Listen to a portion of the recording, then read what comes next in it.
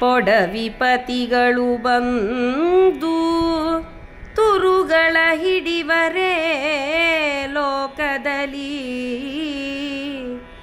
ಅಧಮರ ಬಡಮನದ ಮನ್ನೆಯರ ಮೈಸಿರಿ ಕೌರವನೊಳಾಯ್ತು ಕಡೆಗೆ ದುರ್ಯಶವುಳಿವುದಲ್ಲದೆ ಬಿಡುವೆನೇ ಗೋಧನವನು ಎನ್ನೂಳು ತೊಡಕಿ ಬದುಕುವನಾವನು ಎಂದನು ಖಂಡೆಯವ ಜಡಿದು.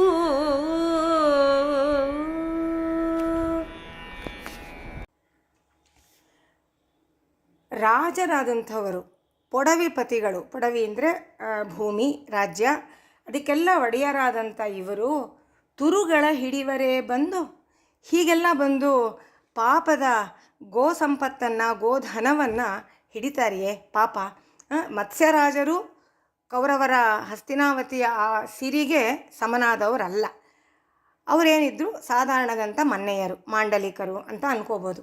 ಅಂಥವರ ಪಾಪದವರ ಆ ಪಾಪದ ಹಸುಗಳನ್ನು ಇವರು ಬಂದು ಹಿಡಿತಾರೆಯೇ ಲೋಕದಲ್ಲಿ ಅಧಮರ ಬಡಮನದ ಮನ್ನೆಯರ ಮೈ ಸಿರಿ ಕೌರವನೊಳಾಯಿತು. ಒಂದು ದೀರ್ಘವಾದಂಥ ವಾಕ್ಯವನ್ನೇ ಇಲ್ಲಿ ಹೇಳ್ತಾ ಇದ್ದಾನೆ. ಈ ಕೌರವ ಮಾಡಿದಂತಹ ಈ ರೀತಿ ನೀತಿ ಹೇಳೋರು ಕೇಳೋರು ಯಾರೂ ಇಲ್ಲ ಅವನಿಗೆ.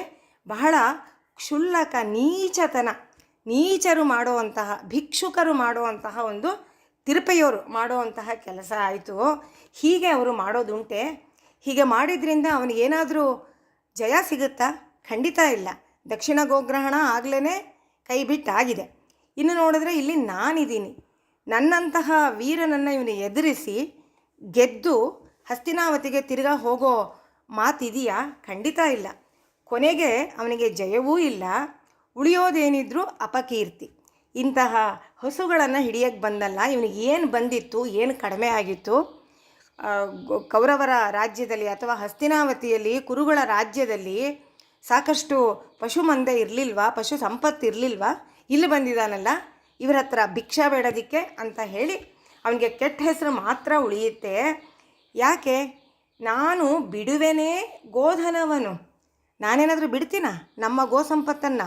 ಖಂಡಿತವಾಗ್ಲೂ ನಾನು ಹೋರಾಡಿ ಉಳಿಸ್ಕೊಳ್ಳೋದೆ.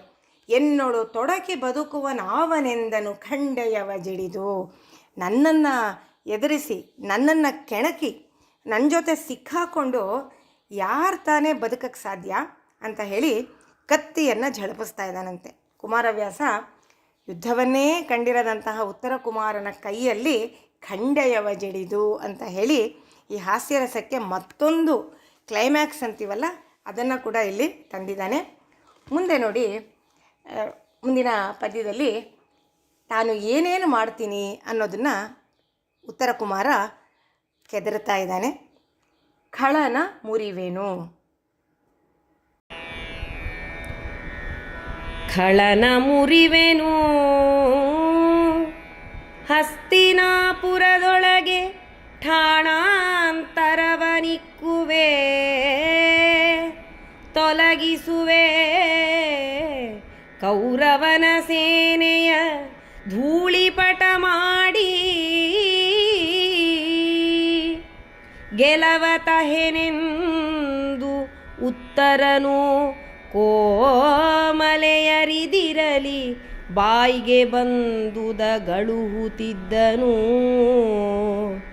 ಬೇಕು ಬೇಡ ಎಂಬವರ ನಾ ಕಾಣೆ.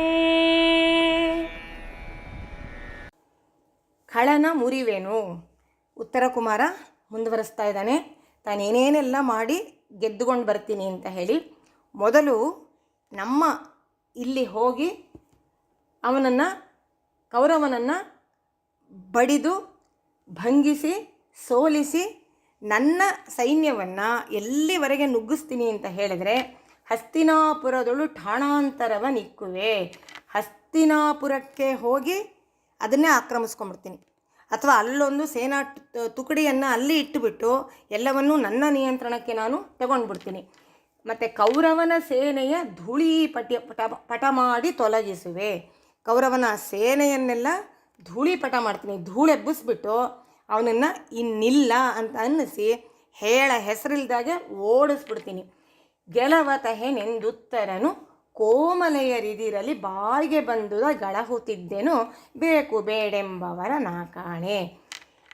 ಹೀಗೆ ನಾನು ವಿಜಯವನ್ನು ತಂದೇ ತರ್ತೀನಿ ಅಂತ ಹೇಳಿ ಅವನು ಈ ಕೋಮಲೆಯರ ಎದುರಿನಲ್ಲಿ ವೀರದ ಮಾತುಗಳನ್ನು, ಪರಾಕ್ರಮದ ಮಾತುಗಳನ್ನು ಹೇಗೆ ಬೇಕೋ ಹಾಗೆ ಮಾತಾಡ್ತಾ ಇದ್ದ. ಜಲ್ಪ ಅಂತ ಕರೀತಾರೆ, ಜಲ್ಪಿಸ್ತಾ ಇದ್ದ ಅವನು. ಬೇಕು ಬೇಡ, ಸುಮ್ಮನಿರಪ್ಪ, ಹೀಗೆಲ್ಲ ಮಾತಾಡಬೇಡ, ಮೊದಲು ಹೋಗಿ ನಿನ್ನ ಪರಾಕ್ರಮ ಏನು ಅನ್ನೋದನ್ನು ಮೊದಲು ಅಳತೆ ಮಾಡ್ಕೊ, ಹೀಗೆಲ್ಲ ಮಾತಾಡೋದು ಸರಿ ಇಲ್ಲ, ಕೌರವ ಅಂದರೆ ಯಾರು, ಎಂತೆಂಥ ವೀರರಿದ್ದಾರೆ, ಇದೆಲ್ಲ ಹೇಳೋದಕ್ಕೆ ಅವನನ್ನು ನಿಯಂತ್ರಣ ಮಾಡೋಕ್ಕೆ ಅಲ್ಲಿ ಯಾರೂ ಇರಲಿಲ್ಲ. ಯಾಕೆ? ಹಿರಿಯರೆಲ್ಲರೂ ದಕ್ಷಿಣ ಗೋಗ್ರಹಣಕ್ಕೆ ಹೋಗಿದ್ದಾರೆ. ಇಲ್ಲಿರೋರೆಲ್ಲ ಬರೀ ಹೆಂಗೆಳೆಯರು. ನಾಟ್ಯ ಶಾಲೆಯಲ್ಲಿ ಎಲ್ಲರೂ ಸೇರಿದ್ದಾರೆ. ಅಲ್ಲಿ ಇವನ ಮಾತಾಡ್ತಾ ಇದ್ದಾನೆ. ಅವರೆಲ್ರಿಗೂ ಒಂದು ರೀತಿಯಾಗಿ ಮನರಂಜನೆಯಾಗಿ ಇದೆಲ್ಲ ತೋರ್ತಾ ಇದೆಯೋ ಏನೋ ಗೊತ್ತಿಲ್ಲ. ಅಥವಾ ರಾಜಕುಮಾರ ಹೀಗೆಲ್ಲ ಮಾತಾಡುವಾಗ ಅವರು ಪಾಪ ಏನು ತಾನೇ ಹೇಳಿ ಯಾರು. ಹಾಗಾಗಿ ಎಲ್ಲರೂ ಅಲ್ಲಿ ಸುಮ್ಮನೆ ಇವನ ಮಾತನ್ನು ಕೇಳಿ ಬಹುಶಃ ಮನಸ್ಸಿನಲ್ಲಿ ಒಳಗೊಳಗೆ ಮುಸಿ ಮುಸಿ ಅಂತ ನಗ್ತಿರ್ಬೋದು. ಮುಂದೆ ನೋಡಿ, ಅವನ ಆ ಪ್ರತಾಪದ ಆಲಾಪಗಳು ಇನ್ನೊಂದು ಮಜಲನ್ನು ಮುಟ್ತಾ ಇದೆ. ಅರಿಯನೇ ಗಾಂಗೇಯನನು